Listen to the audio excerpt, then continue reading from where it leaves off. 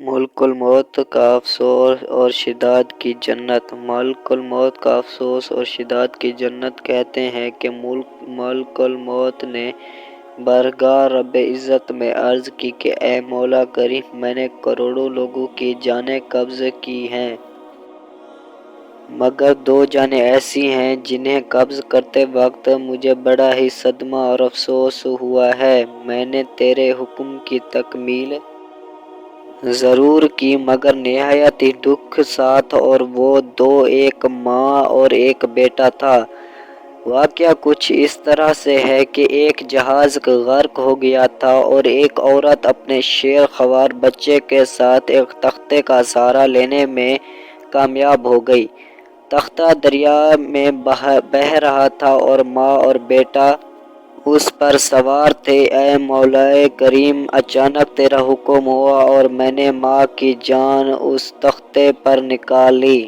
میرے لیے پریشان کن بات یہ تھی کہ ماں مر چکی ہے، اب بچے کا کیا حشر ہوگا؟ بچہ ایک ٹوٹے ہوئے تختے پر سوار ہے اور تختہ آنے والی لہروں سے ٹکرا رہا ہے جو کسی وقت بھی کسی تیز لہر کی زد میں آ کر الٹ سکتا ہے۔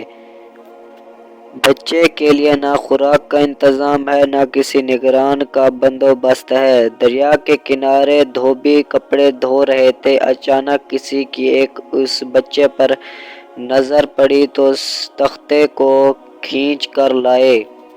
وہ سب بڑے حیران ہوئے کہ ماں مر چکی ہے، بچہ بے یار و مددگار تختے پر زندہ سلامت موجود ہے۔ وہ لوگ اس بچے کو اپنے سردار کے پاس لے گئے۔ سردار بیچارہ بے اولاد تھا۔ سردار خوبصورت بچہ دیکھ کر اس پر اس کا دل آ گیا اور سردار نے بچے کو اپنی نگرانی میں لے کر اسے بیٹا بنا لیا۔ یہ بچہ 8-9 سال کی عمر کا تھا کہ اپنے ساتھی بچوں کے ساتھ کھیل رہا تھا۔ اتنے میں بادشاہ وقت کی سواری کی آمد کا شور سن کر سب لوگ ادھر ادھر بھاگ گئے مگر یہ بچہ سڑک پر اکیلا کھڑا رہا۔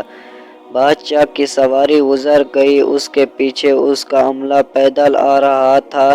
ان میں سے ایک سپاہی کو راستے میں سے سرمے ایک پوڑیا ملی۔ اتفاق سے اس بچے کی نظر بہت کمزور تھی اور سرمے کی اسے بہت ضرورت تھی، لہٰذا اس نے وہ سرما بحفاظت اپنے پاس رکھ لیا۔ آنکھوں میں لگانے سے پہلے اسے خیال آیا کہ یہ سرما تکلیف نہ پہنچائے، لگانے سے پہلے کسی دوسرے شخص پر آزما لینا چاہیے۔ قریب ہی وہ بچہ کھڑا تھا، اس نے اس بچے پر آزمانا چاہا۔ بچے نے مگر جوں ہی سرما اس نے لگایا، اسے زمین کی تہہ میں موجود چیزیں بھی نظر آنے لگیں۔ اس نے دیکھا کہ زمین کے اندر بہت سے خزانے پوشیدہ ہیں۔ بچہ ہوشیار تھا، اس نے چیخنا چلانا شروع کر دیا کہ سرما لگانے کی وجہ سے میری آنکھوں میں سخت تکلیف ہو گئی ہے۔ وہ لوگ سرمے کی پوڑیا گرا کر چلے گئے۔ بچہ سرمے کی پوڑیا اٹھا کر گھر پہنچا اور خوشی خوشی باپ کو سارا واقعہ سنایا۔ سردار بڑا ہی خوش ہوا۔ باپ نے کہا ہمارے پاس آدمی بھی ہے اور گدھے بھی ہیں، تم سرما لگاؤ، ہم تمہارے ساتھ چلتے ہیں، جہاں کہیں خزانہ پاؤ ہمیں بتاؤ، ہم نکال لیں گے۔ چنانچہ ایسے ہی ہوا۔ بچے کے بتانے پر وہ لوگ خزانے نکالنے لگ گئے۔ تھوڑی ہی عرصے میں امیر بن گئے۔ بچہ جوان ہوا تو اس نے اپنے پر پرزے نکالنے شروع کیے۔ ان کے پاس دولت کی فراوانی ہو گئی، زمین کے تمام خزانے اس کی نظروں میں تھے۔ اس نے آہستہ آہستہ بہت سے آدمی اپنے ساتھ ملا لیے۔ اس کے بعد تمام سرداروں کو ادھر ادھر کر دیا اور خود سردار بن گیا۔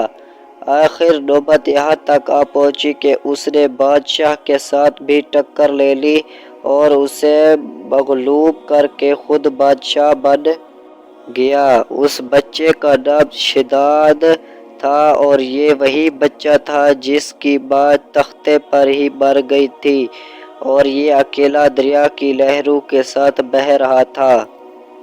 کہتے ہیں کہ جب یہ برسر اقتدار آیا تو اس نے حکم دیا کہ ایک ایسا کمال درجے کا شہر آباد کیا جائے جس کی ایک اینٹ سونے کی ہو اور دوسری چاندی کی ہو، اس میں ایک عالی شان باغ ہو جس میں دنیا کی ہر چیز میسر ہو۔ جب وہ شہر ہر لحاظ سے مکمل ہو گیا تو شداد نے ارادہ کیا کہ جا کر اس شہر کا نظارہ کیا جائے۔ چنانچہ وہ شہر کو دیکھنے نکلا۔ ابھی وہ دروازے تک ہی پہنچا تھا کہ ملک الموت کو حکم ہوا کہ اور اس نے وہیں اس کی روح قبض کر لی۔ اسے اتنا موقع بھی نہ دیا کہ اپنے بے مثال باغ کو ایک نظر دیکھ سکتا۔ ملک الموت نے کہا کہ اے مولا کریم، اس شخص کی روح قبض کرتے وقت بھی مجھے نہایت ہی صدمہ پہنچا کہ وہ شخص ہر چیز کر کے اسے دیکھ بھی نہ سکا۔ اللہ تعالیٰ نے فرمایا، یہ وہی بچہ ہے جس کی ماں تختے پر مر گئی تھی اور اس پر تجھے ترس آیا تھا۔ اس بچے نے بڑے ہو کر نافرمانی کی، خدا کے حکم سے بغاوت کی اور سرکشی اختیار کر لی، مگر ہم نے اسے خود ساختہ جنت میں قدم رکھنے کی مہلت بھی نہ دی اور اسے باہر ہی ہلاک کر دیا۔ اسی جنت کے بارے میں مشہور ہے کہ وہ دنیا میں موجود ہے مگر سب کی نظروں سے اوجھل ہے۔ امیر معاویہ رضی اللہ عنہ کے زمانے میں ایک صحابی رضی اللہ عنہ کا اونٹ گم ہو گیا تو وہ اونٹ کی تلاش میں کہیں اس علاقے میں جا پہنچے تو اللہ تعالیٰ نے اسے وہ سب کچھ دکھلا دیا۔ وہ صحابی وہاں کی کوئی نشانی بھی ساتھ لایا تھا۔ اس صحابی نے یہ واقعہ امیر معاویہ رضی اللہ عنہ کے پاس بیان کیا۔ انہوں نے اس جگہ کو کافی تلاش کرایا مگر کسی کو بھی وہ جنت نہ ملی اور اسے اللہ تعالیٰ نے ہمیشہ ہمیشہ کے لیے پوشیدہ کر دیا۔